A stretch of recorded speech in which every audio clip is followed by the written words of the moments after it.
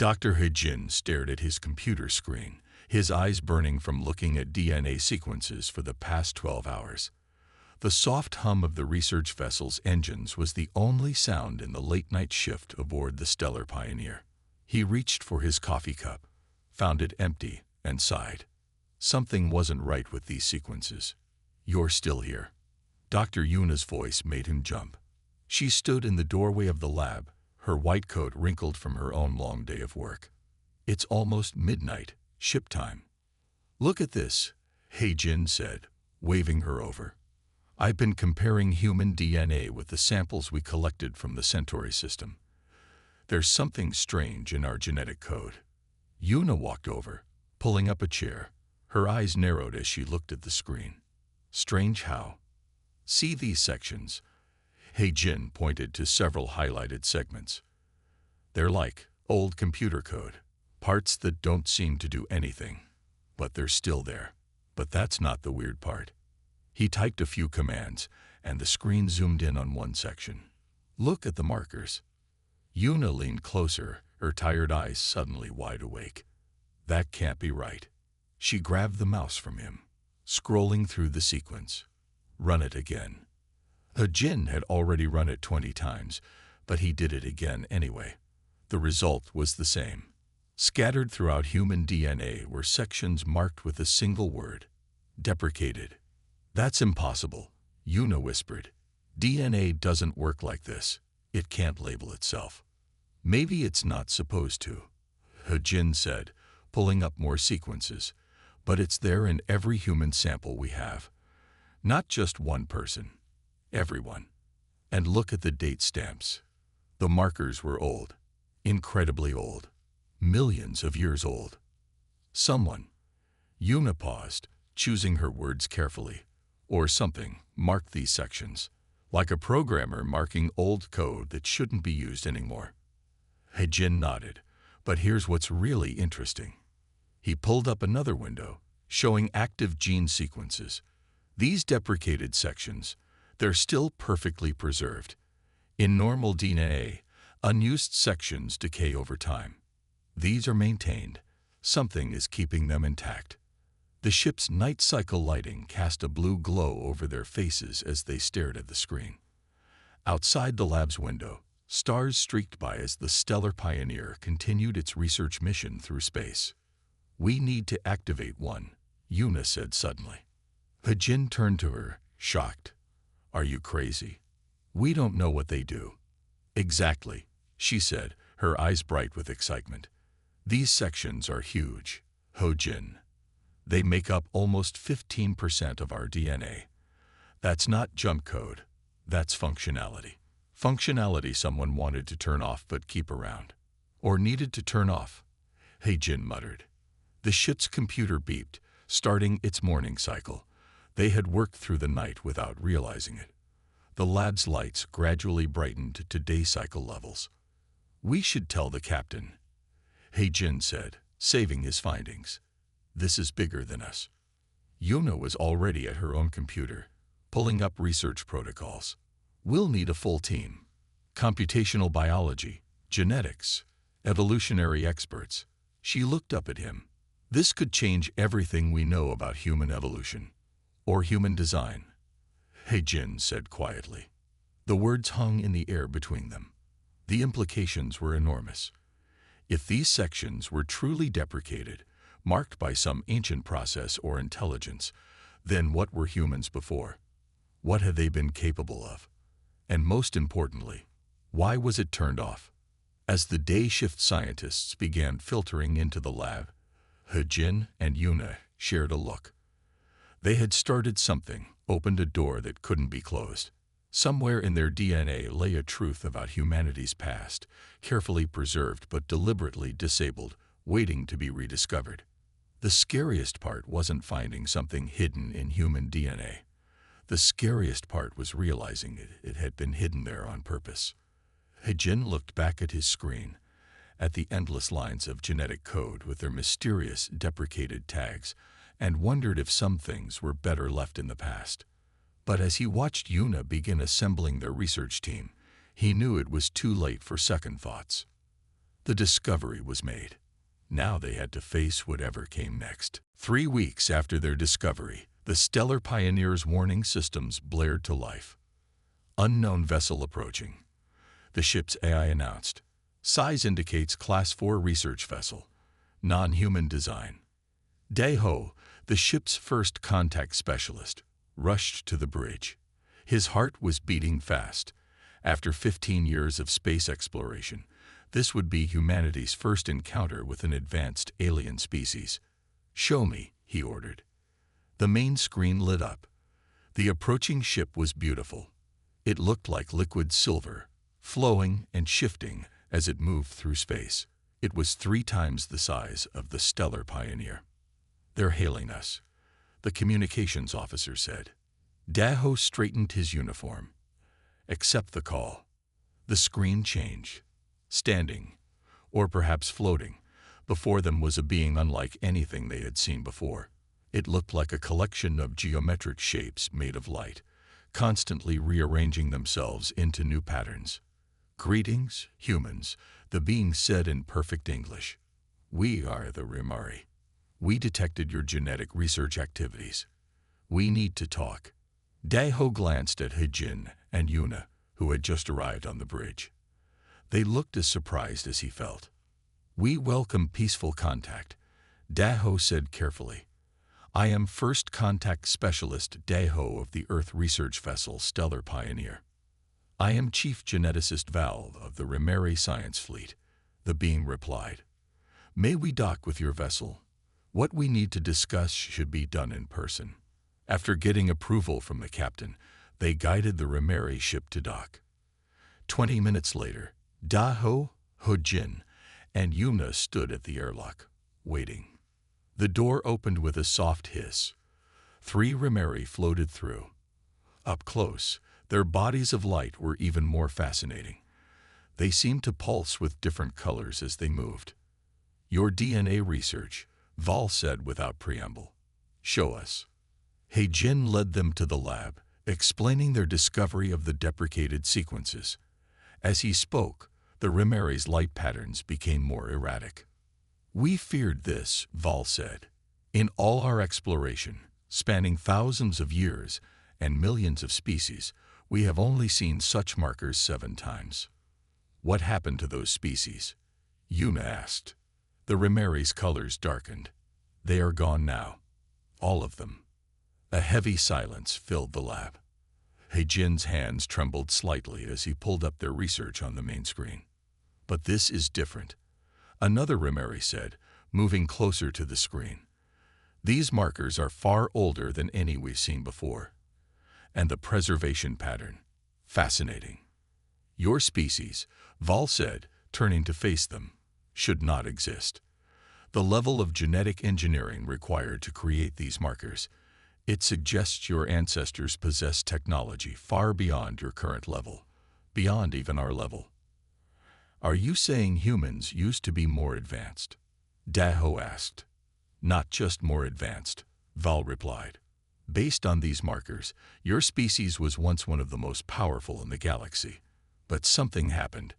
Something that made them choose to downgrade themselves, to lock away their capabilities behind these deprecated markers." Hejin thought about the vast sections of disabled DNA they had found. "Can you tell what these sequences do?" "No," Val said. "But we can tell you this: they are becoming active again." Yuna gasped. "But we haven't done anything to activate them." "You didn't have to," Val said. "The markers have timestamps, not just for when they were created, but for when they would wake up. And that time is approaching." The Rimari moved closer together, their lights synchronizing into a deep purple pattern. "We came here to warn you," Val said. "Your species is about to change. The deprecated sections of your DNA are not just old code. They are a chrysalis, waiting for the right moment to transform humanity back into what it once was." "And what was that?" Daeho whispered. Val's light pattern shifted to something that looked almost like a smile. "That is what we are here to help you discover, if you'll let us." Hejin looked at his colleagues, then back at the alien beings. Their discovery wasn't just about humanity's past anymore. It was about humanity's future.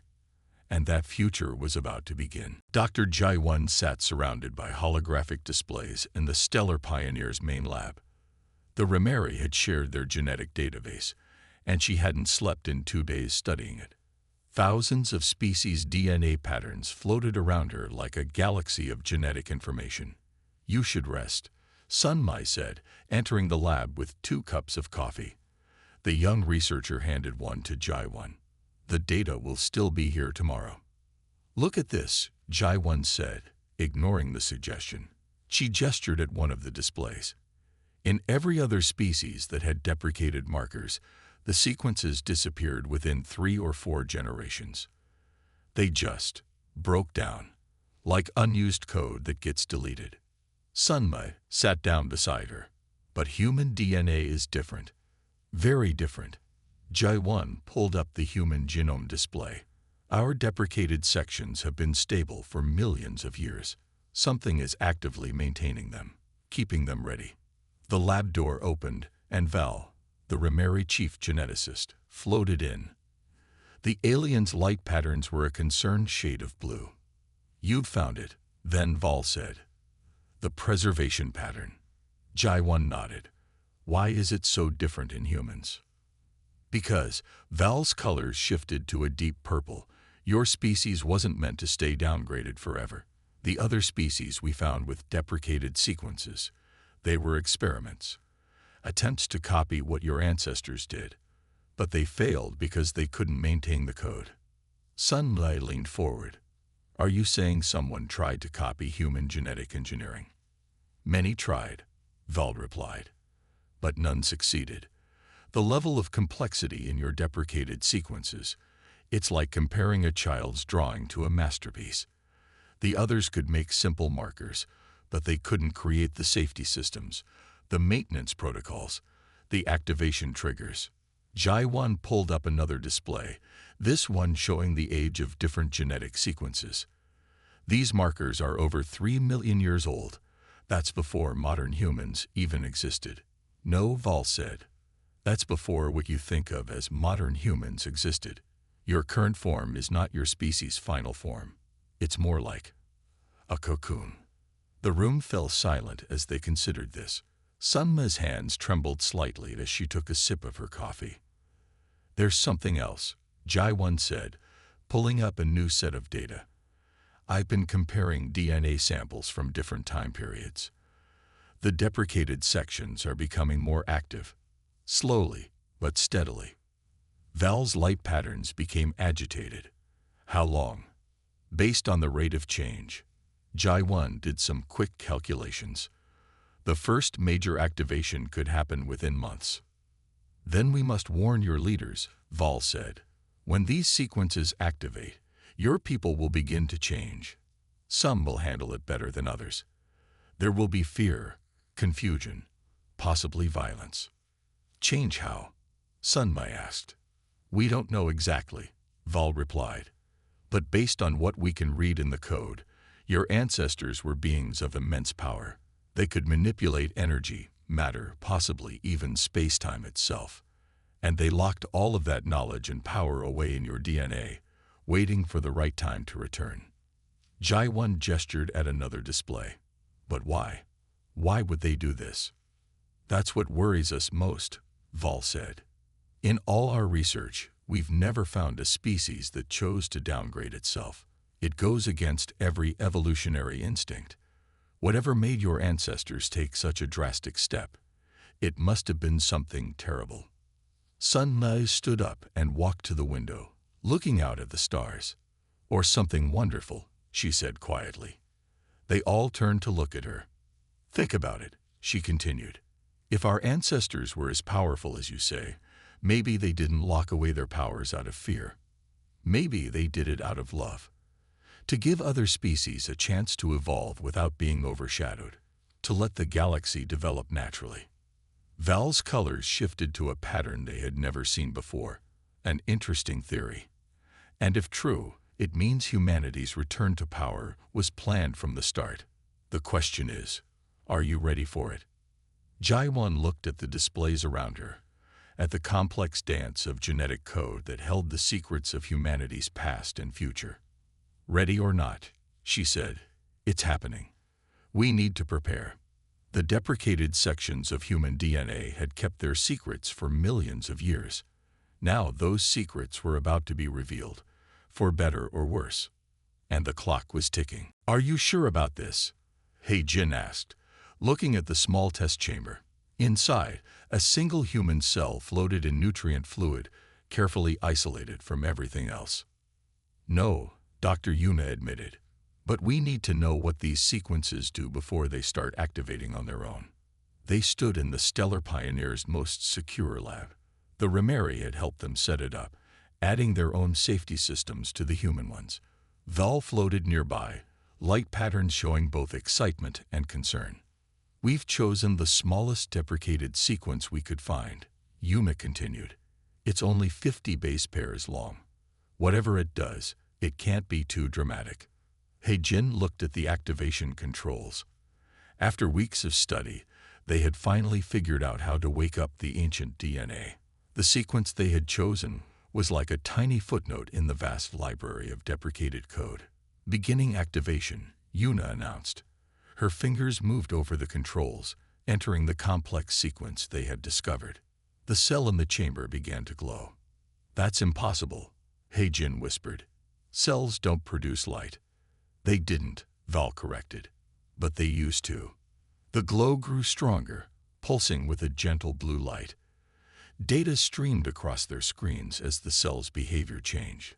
"Look at these energy readings," Yuma said, her voice filled with wonder.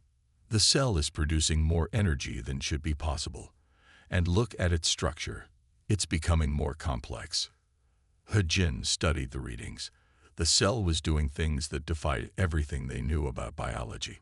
It was like watching evolution happen in fast forward. "Can we try another sequence?" he asked. Yuna nodded. They had prepared a slightly larger section of code, this one 1,000 base pairs long. Again, they entered the activation sequence. This time, the cell didn't just glow. It started to move, not randomly like normal cells, but with purpose. It created perfect geometric shapes, first a cube, then a sphere, then more complex forms. "It's manipulating space," Val said, floating closer to the chamber. "Your ancestors could control matter at the cellular level. Every cell in their bodies was like a tiny machine, able to reshape reality itself." "There's more," Yuna said, pointing to new data. "The cell is sending out signals, not chemical signals like normal cells. These are more like broadcasts, like it's trying to communicate." He-Jin felt a shiver run down his spine. "Are you saying our cells used to talk to each other? Like a network?" "Not just talk," Val said. "They worked together. Each cell was part of a vast system, all of them linked, all of them sharing power and information.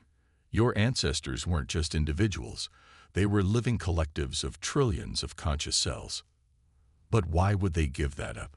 Yuna wondered. Before anyone could answer, new alarms started blaring. The cell in the chamber was changing again. Its glow had turned from blue to gold, and it was growing larger. "Shut it down," He-Jin said urgently. Yuna tried, but the controls didn't respond. "I can't. The sequence, it's activating other sections of code. It's like it had a hidden trigger."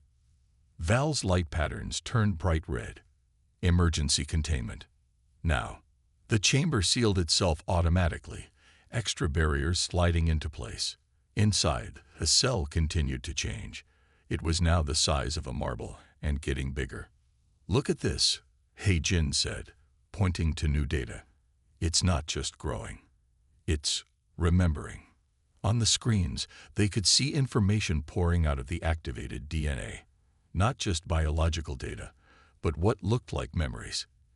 Images flashed by, strange cities, impossible machines, beings of pure energy. "The deprecated sections," Yuna whispered. "They're not just code. They're a record, a history of what we used to be." Finally, the cell stopped growing. It floated in the chamber, now the size of a tennis ball, glowing with golden light. And on their screens, a message appeared, written in a language older than humanity itself. Safety protocols engage. Full activation requires species-wide consensus. Warning: power without wisdom leads to destruction. Are you ready to remember? Hajin, Yuma, and Val stared at the message. They had wanted to unlock humanity's past, but they hadn't expected the past to answer back. The real question was, what would they do with the answer? Min-Ho hadn't meant to cause trouble. He was just a junior researcher, working the night shift in the lab. All he had to do was monitor the equipment and record any changes in the test samples. But curiosity got the better of him. He stared at the small vial of his own blood that he had brought to the lab. The Rimeri's warning about natural activation had been bothering him. If the deprecated sequences were going to wake up anyway, why not see what happened in a controlled environment?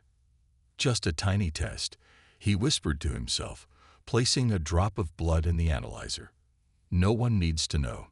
He copied the activation sequence he had seen Dr. Yuna use earlier that week. His hand shook slightly as he pressed the final button. At first, nothing happened. Then his whole body began to tingle. "Oh no," Min-Ho said, realizing his mistake. The analyzer wasn't isolated like the test chamber. It was connected to the ship's main systems. And through those systems, it had connected to him. The tingling became stronger. Min-Ho tried to call for help, but his voice wouldn't work. His skin began to glow with the same golden light they had seen in the test cell. "Warning," the ship's computer announced. "Unauthorized genetic activation detected in Lab 3. Min-Ho fell to his knees. His blood felt like it was on fire, but it didn't hurt. Instead, it felt right, like waking up after a very long sleep. The lab door burst open. Hajin, Yuma, and Val rushed in, followed by the ship's security team. "Min-Ho," Yuma shouted. "What did you do?" He tried to answer, but at that moment, everything changed. His vision shifted, expanding beyond normal sight. He could see energy flows, magnetic fields, the subtle movements of atoms in the air. He could feel the thoughts and emotions of everyone around him, not as words but as colors and patterns. "Fascinating," Val said, floating closer. "The sequence isn't just activating in his blood sample, it's spreading through his whole body." Hajin moved to help Min-Ho up, but Yuma stopped him. "Wait, we don't know if it's safe to touch him." Min-Ho finally found his voice. "I can see everything. The ship, the stars, the space between them. It's all connected." The security team raised their weapons, but Min-Ho barely noticed. He was too busy watching the beautiful dance of electrons in the metal of their guns.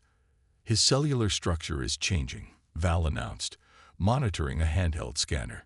"Just like our test sample, but on a massive scale. Every cell in his body is becoming more." Min-Ho stood up slowly. The golden glow had faded, but he could still feel the changes happening inside him. He held up his hand, watching in wonder as his skin became slightly transparent, showing the networks of energy flowing through his body. "I understand now," he said softly. "The deprecated sections, they're not just powers or abilities. They're ways of seeing, ways of being. We used to be able to experience reality directly, not just through our limited senses." "Min-Ho," Hajin said carefully. "Are you still you?" Min-Ho smiled. "I'm more me than I've ever been. It's like, imagine living your whole life seeing only in black and white, and suddenly experiencing color for the first time. Everything's the same, but also completely different." Yuna was frantically taking readings. "His DNA is stabilizing. The changes seem permanent." "The Rimeri were right," Hajin said. "It's starting, but we thought we had more time." Val's colors shifted to a deep, concerned purple. "This is just the beginning. His activation will trigger others. The deprecated sequences are linked. When one wakes up, it calls to the others." As if to prove Val's point, alarms began sounding throughout the ship. The computer's voice was urgent. Multiple genetic anomalies detected. Crew members showing signs of sequence activation. Minho looked at his hands again, watching the energy flow through them. Should we be afraid? No, he answered his own question, sensing the truth in his new awareness. This is who we were always meant to be. We just forgot for a while. The ship's alarms continued to sound, marking the beginning of humanity's awakening. The time of forgetting was over. The time of remembering had begun. Dr. Yuma hadn't slept in 3 days, not since the changes began spreading through the ship. 20 crew members had now awakened, each showing different abilities. Some could see energy fields like Minho. Others could move objects with their minds. A few could even transform matter itself. But that wasn't what kept her awake. "Look at this," she said to Hejin, pointing at her screen. "In the deepest layers of the deprecated code, I found something. A message hidden in the DNA itself." Hejin leaned over her shoulder. The screen showed a complex pattern of genetic markers that didn't look like normal DNA. "It's not just random code," Yuma explained. "It's language. The most basic kind of language. Math." Val floated into the lab, their light patterns showing interest. "You found the message. We suspected it existed, but we could never decode it." "Because you were looking for alien math," Yuna said. "This is human math. The most human math possible. Music." She pressed a button, and the pattern transformed into musical notes. A soft, haunting melody filled the lab. "But that's not all," she continued. "The music is just the key. When you play it against the deprecated sequences." She pressed another button. The DNA patterns on the screen began to shift and change. New information appeared, flowing like water across the display. "It's a recording," Hejin whispered. "A message from our ancestors." Words appeared on the screen, translating themselves from the ancient language. "To our children's children. If you are reading this, you have begun to remember. We are your ancestors, though we were very different from what you have become. We were the guardians of this galaxy, the shepherds of young species, the caretakers of countless worlds. But we saw something in our future, a great darkness coming, a choice that would face our descendants. Power without wisdom would lead to destruction. So we made a different choice. We deprecated our powers, locked them away in our DNA. We became less so that we could become more. We chose to walk a longer path, to grow up again, to learn wisdom before reclaiming our strength. The abilities you are discovering now are not weapons. They are tools. Tools we use to help, to heal, to build. The universe doesn't need conquerors. It needs guardians. You will face the same choice we did. The same darkness looms. But now you have what we didn't. The experience of having lived is both more and less than what you truly are. Choose wisely. With love. Those who came before." The lab was silent when the message ended. Yuna wiped tears from her eyes. "All this time," Hejin said softly, "we thought we were just another young species. But we were the elders, the ones who stepped aside. A noble sacrifice," Val said, their colors shifting to a soft, respectful gold. "To give up such power, to choose to forget. We had wondered why such an advanced species would do this. Now we know."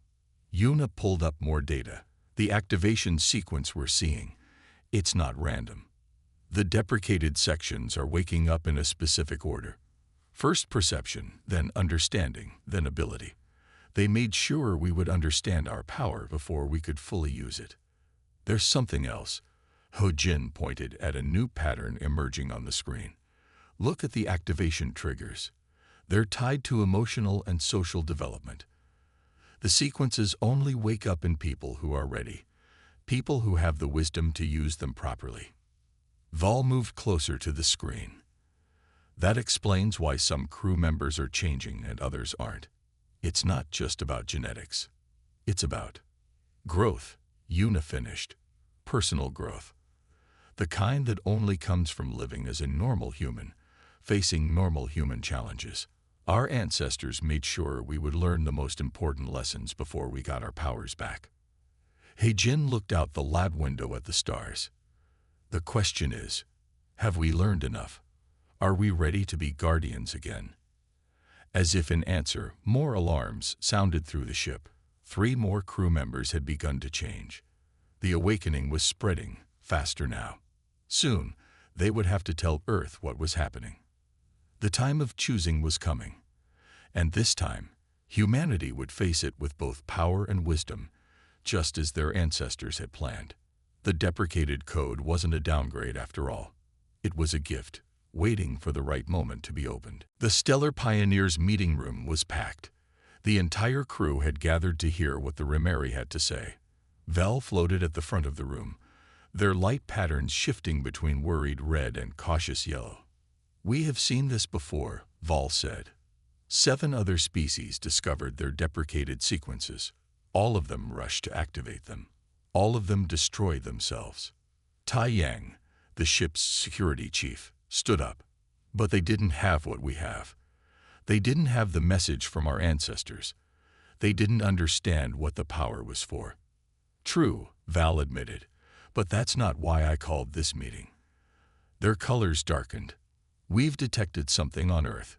The awakening has already begun there. The room erupted in worried whispers. He-Jin and Yuna shared a concerned look. "Show us," Captain Lee commanded. Val projected a series of images. They showed people in different parts of Earth suddenly developing abilities. A doctor whose hands glowed with healing light. A farmer who could make crops grow in minutes. A child who could speak with animals. "It's happening faster than we expected," Yuna said. "The deprecated sequences are activating on their own." "Not on their own," Minho corrected. Since his change, he had gained a deeper understanding of the ancient DNA. They're responding to something. A signal. "What kind of signal?" He-Jin asked. Minho closed his eyes, sensing the patterns of energy around them. "It's coming from everywhere. The stars, the planets, even space itself. Like the universe is telling us it's time." Val's colors shifted to a deep blue. "We have detected this signal too. It's unlike anything we've seen before, but the pattern matches fragments of data from the time when your ancestors were active." "Something's coming," Minho said suddenly, his eyes snapping open. "The darkness our ancestors warned about. It's getting closer." The room fell silent. Through the windows, they could see the endless expanse of space, suddenly seeming more mysterious and dangerous than before. "We have a choice to make," Captain Lee said, standing up. "Do we try to stop the awakening? Or do we help guide it?" "We can't stop it," Yuna said, pulling up data on her tablet. "The process is too far along. But we can help people understand what's happening. We can share what we've learned." "The Remeri have seen worlds burn from this kind of change," Val warned. "Civilizations tear themselves apart when some gain power and others don't. But that's just it," He-Jin said excitedly. "The message from our ancestors. They built in safeguards. The sequences only activate in people who are ready. People who will use the power to help, not harm." Tai Yang looked at the Earth images again. "Notice something about these cases. No one is using their abilities to hurt others. They're all trying to help. Because that's what the power is for," Minho said softly. "We were guardians once, protectors. And now we're remembering not just how to do it, but why we did it." Val's colors shifted to a new pattern, one the humans had never seen before. "In all our history, we've never seen power used this way. With restraint. With purpose." "Then help us," Captain Lee said. "Help us guide our people through this change. Help us become what we were meant to be." The Remeri's colors brightened. Perhaps this time will be different. Your ancestors' plan was more complex, more careful than anything we've seen before. And you have something the other species didn't have." "What's that?" Yuna asked. "Experience with both weakness and strength. knowledge of both limitation and power. Your ancestors made you walk the harder path, so you would understand both sides. The ship's computer suddenly beeped. New reports were coming in from Earth. The awakening was spreading, touching more and more people. But everywhere it happened, the story was the same. People using their new abilities to help, to heal, to protect. The crew of the Stellar Pioneer looked at each other, each seeing the same determination in their colleagues' eyes. They had a job to do. Humanity was remembering its true purpose, and they would be there to help guide the way. The Deprecated code wasn't just awakening. It was fulfilling its promise, transforming humanity not just into what they once were, but into what they were always meant to become. The Guardians were returning, and this time, they were ready. Dr. He-Jin stood in the Stellar Pioneer's observation deck, watching Earth grow larger on the main screen. After 3 weeks of faster-than-light travel, they were finally home. But it wasn't the same home they had left. Another 1,000 activations reported today, Yuna said, walking up beside him. She held up her tablet, showing a map of Earth dotted with golden lights. Each light represented someone whose deprecated DNA had awakened. Any problems? He-Jin asked. Just the opposite. Look at this. She switched to a news feed. Images flashed across the screen. Deserts blooming into gardens, sick people being healed, polluted waters turning clean. They're all helping, He-Jin said softly, just like the crew. Val floated into the room, their light patterns showing excitement. We've decoded more of the trigger mechanism. Your Dr. Minho was right. The universe itself is sending the activation signal. But why now? Yuna asked. Before Val could answer, Minho burst into the room. Since his awakening, his skin had maintained a faint golden glow, and his eyes seemed to see through everything. I know what's coming, he said urgently. I can feel it. The darkness our ancestors warned about. It's not evil. It's ignorance. Everyone turned to look at him. Explain, He-Jin said. I've been connecting with others who have awakened, Minho said. We can share thoughts, memories, even dreams, and we're all seeing the same thing. Young species, all across the galaxy, about to make terrible mistakes. The same mistakes that almost destroyed our ancestors. The power of the stars without the wisdom to use it. Val said, their colors darkening. We've seen it before. Young races discover nuclear power, or dimensional folding, or consciousness transfer. Without guidance, they usually destroy themselves. That's why we deprecated ourselves, Yuna realized. Not just to learn wisdom, but to be ready when we were needed again. To help guide others through their own awakening. The ship's computer suddenly chimed. Incoming transmission from Earth Command. The main screen lit up, showing a group of military and scientific leaders, but something was different about them. They all had the same golden glow as Minho. Stellar Pioneer, one of them said. Your reports were correct.